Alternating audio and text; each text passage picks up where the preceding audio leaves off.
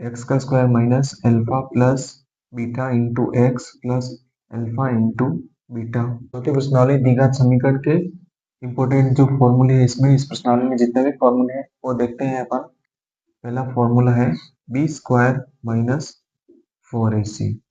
देखो B square minus 4ac का मान अगर 0 से बड़ा है तो मूल होंगे, मूलों की प्रकृति का फॉर्मूला। अगर बी स्क्वायर माइनस 4ac का मान 0 से बड़ा या 0 के बराबर है तो भी मूल होंगे। इस दो कंडीशन में मूल होंगे आपके। जब मूल होंगे तो एक फॉर्मूला और लगेगा, minus b plus minus b square minus 4ac upon 2a बटे 2a। इसको इसको डी भी बोलते हैं, विविधकर भी बोलते हैं, विविधकर भी बोलते हैं। और ये श्री श्री धराचार्य सूत्र भी है, श्री धराचार्य सूत्र। ये मूलों की प्रकृति का अस्तित्व वाला फॉर्मूला है। ठीक है, ये चौथी प्रश्नावली का फॉर्मूला है। अभी अपन पांचवी प्रश्नावली के सूत्र देखते हैं। पहला सूत्र है ए एन वाला, A plus N minus 1 into D. यहाँ पे ए जो है प्रथम पद है, एन ये एनवा पद जो अपन निकालते हैं, डी सार्वअंतर है और ए एन अंतिम पद है। दूसरा फॉर्मूला है इसका एस एन वाला, योगफल वाला, एन बट्टे दो A plus N minus 1 into D. यहाँ पे एन एनवा पद है और यहाँ पे सेम टू सेम वही है, बस इसमें क्या निकालना है, योगफल निकालना। अब छठी प्रश्नावली है। छठी प्रश्नावली तुम्हारे त्रिभुज वाली प्रश्नावली। इसमें सूत्र है, सूत्र नहीं उसमें प्रमेय है, एक तो 6.1 और एक है 6.2। ये दोनों ज्यादा इंपॉर्टेंट है। तो 6.1 देखते हैं अपन। थेल्स प्रमेय के नाम से भी जाना जाता है इसको। 6.1 को, एक त्रिभुज है, इसको कोई एक तीसरी रेखा काट रही है, डी और ई, तो ये दोनों क्या है, समांतर होगी। तो अपन इसको एक अनुपात में बांट सकते हैं, एडी एडी बटा डीबी और एई बटा ईसी।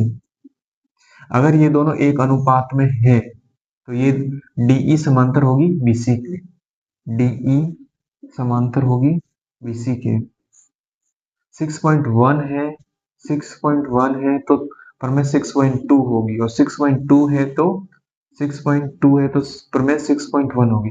एक दूसरे की अपोजिट है। प्रश्नावली 7 है, इसके सूत्र देखते हैं अपन। सबसे पहले है इसका दूरी सूत्र। दूरी सूत्र दूरी सूत्र है x2 माइनस x1 का whole square plus y2 minus y1 का होल स्क्वायर। दूरी सूत्र हो गया। उसके बाद में है मध्य बिंदु सूत्र। बिंदु मध्य बिंदु वाला है x1 प्लस x2 बटे 2 और y1 प्लस y2 बटे 2। तीसरा है विभाजन सूत्र। विभाजन सूत्र है इसका m1 x2 plus m2 x1 बटे m1 प्लस m2, ये x के लिए।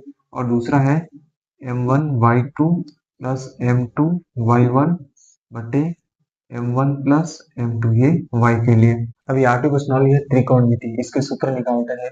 सबसे पहले तुम्हारे साइन थीटा कोस थीटा वाला के निकाल देते हैं। एक ट्रिक बताता हूँ, लाल बटे कक्का। इससे मैं साइन थीटा कोस थीटा के सारे फॉर्मूले निकाल देता हूँ। एल बटे के साइन थीटा, आधार ए बटे के कोस थीटा, एल बटे ए साइन कोस टेन थीटा। ऊपर से चल रहे थे, अभी रिवर्स उल्टे से चलेंगे। ए बटे एल कोट थीटा, के बटे ए सेक थीटा, के बटे एल कोसेक थीटा। अभी देखो साइन थीटा बराबर क्या होता है, 1 बटे कोसेक थीटा। कोस थीटा बराबर होता है 1 बटे सेक थीटा।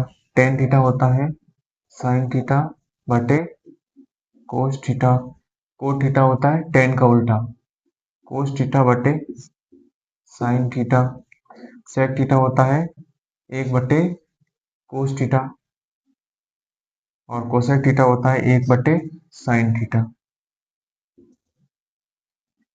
अब यह पहले स्क्वायर समीकरण sine square theta plus cosec square theta बराबर 1। अगर मेरे को कोसेक स्क्वायर थीटा निकालना है तो मैं साइन स्क्वायर थीटा को उस तरफ भेज दूंगा।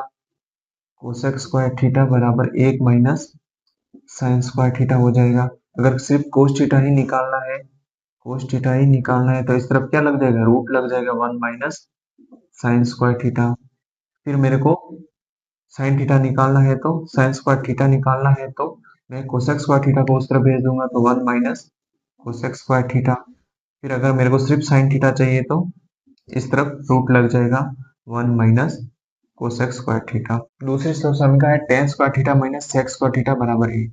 अगर मेरे को सिर्फ सेक स्क्वायर थीटा चाहिए तो सेक स्क्वायर थीटा बराबर 1 प्लस टेन स्क्वायर थीटा।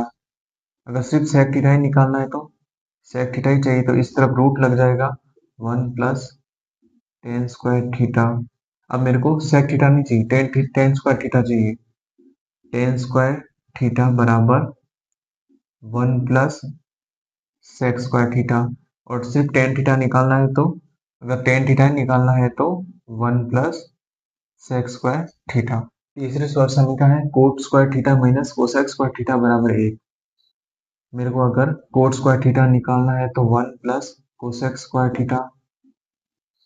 अगर सिर्फ कोट थीटा ही निकालना है तो इस तरफ इनके रूट लग जाएगा 1 प्लस कोसेक स्क्वायर थीटा। अब मेरे को निकालना है cosec cosec theta, cosec square theta निकालना है तो इस तरफ आ जाएगा 1 प्लस कोट स्क्वायर थीटा। अगर मेरे को सिर्फ कोसेक थीटा ही चाहिए, कोसेक थीटा, तो इस तरफ रूट लग जाएगा 1 प्लस कोट स्क्वायर थीटा। तो वृत्त पर अगर कोई स्पर्श रेखा खींचे तो वो स्पर्श बिंदु और त्रिज्या क्या होती है, एक दूसरे के लंब होती है। तो ये त्रिज्या जो स्पर्श बिंदु पर लंब होती है, ये 10.1 है। अभी 10वीं प्रश्नावली की दूसरी थ्योरम है 10.2। देखो 10.2 थ्योरम पर में क्या कहती है कि किसी वृत्त पर बाह्य बिंदु से खींची गई स्पर्श रेखाओं की लंबाई क्या होती है, समान होती है। तो देखो ये बाह्य बिंदु P है, इससे मैंने वृत्त पर स्पर्श स्पर्श रेखा खींची है, एक तो PA और एक है PB। तो PA की और PB की लंबाई क्या होगी, PA बराबर PB कितनी है, माना कि 8 सेंटीमीटर ये है, तो ये भी कितनी होगी, 8 सेंटीमीटर होगी, ये और ये दोनों 90 डिग्री का कोण बनाएगी। प्रश्नावली 11 है वृत्तों से संबंधित क्षेत्रफल। इसमें जो सूत्र है इम्पोर्टेंट वो देख लेते हैं। पहला इसमें सूत्र है त्रिज्यखंड का क्षेत्रफल, त्रिज्यखंड का क्षेत्रफल पाई आर स्क्वायर इंटू थीटा बटे 360। ये है लघु त्रिज्यखंड का क्षेत्रफल। दूसरा है दीर्घ त्रिज्यखंड का क्षेत्रफल, दीर्घ त्रिज्यखंड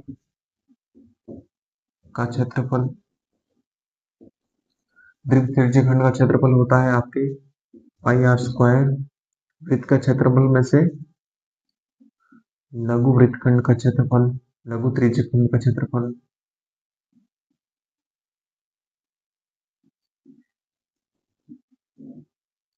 तीसरा सूत्र है इंपोर्टेंट चाप की लंबाई।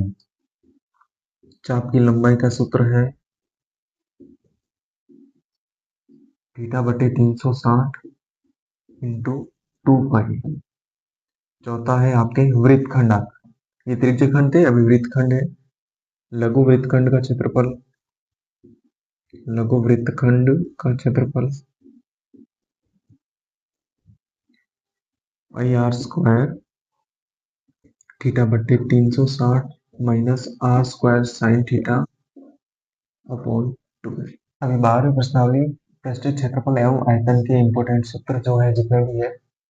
पहला है घन। घन का क्षेत्रफल कितना होता है, 4 इंटू भुजा होता है, उसका आयतन भुजा क्यूब। घन का क्षेत्रफल 4 इंटू भुजा और आयतन भुजा क्यूब। फिर आता है घनाभ। घनाभ का क्षेत्रफल होता है 2 गुना लंबाई इंटू चौड़ाई प्लस चौड़ाई इंटू ऊंचाई प्लस ऊंचाई इंटू लंबाई, और आयतन होता है लंबाई इंटू चौड़ाई इंटू ऊंचाई। फिर आता है बेलन। बेलन का क्षेत्रफल होता है 2 पाई आर एच। और आयतन होता है पाई आर स्क्वायर एच। उसके बाद में आता है गोला। गोले का क्षेत्रफल होता है 4 पाई आर स्क्वायर और इसका आयतन होता है 4/3 पाई आर क्यूब।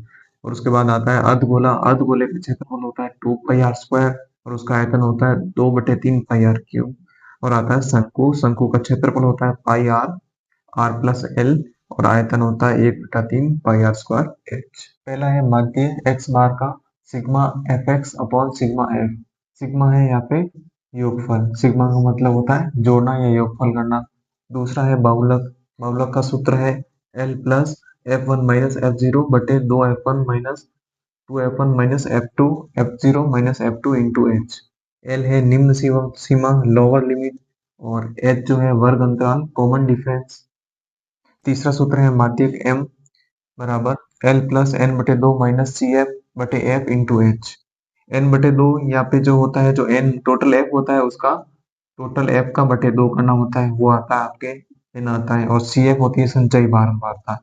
ये होती है संचयी बारंबारता। बारंबारता होती है ये संचयी बारंबारता। और ये है एल का मतलब निम्न सीमा और ये एच का मतलब आपके वर्ग अंतराल कॉमन डिफरेंस।